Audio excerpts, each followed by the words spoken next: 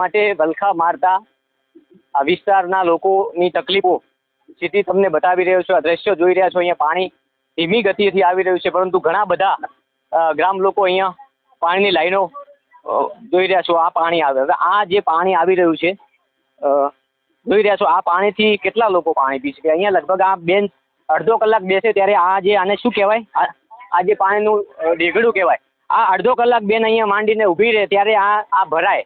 એટલે આવા આ કેટલા પડ્યા છે જોઈ રહ્યા છો। સાંજ સુધી આ તમામ બહેનો બેસશે ત્યારે આ પાણી ભરે। બેન, કેટલી તકલીફ? ઘણી બધી। રોજ આવું કરવું? હોવે, રોજ અહીંયા આવો તો તમે કેટલી તકલીફ પડે પાણી?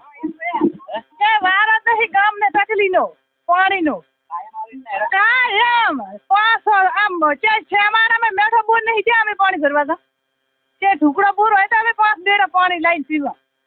ખૂબ મોટી સમસ્યા કહી શકાય, કારણ કે કાળઝાળ ગરમી આ વખતે ગરમીએ પણ પ્રકોપ મૂક્યો છે અને એવી કાળઝાળ ગરમી વચ્ચે આ લોકોને આવી પરિસ્થિતિનો સામનો કરવો પડે છે। કહી શકાય કે તંત્ર આ વિસ્તારની નોંધ લે અને આ લોકો સુધી પાણી જલ્દી કઈ રીતે પહોંચે, વધારે પાણી મોટા પ્રમાણમાં વધારે પ્રમાણમાં પાણી કઈ રીતે આવે, આ તમામ સુવિધાઓ પૂરી પાડવાનો જે અધિકાર છે એ તંત્રનો છે અને તંત્ર જવાબદાર છે।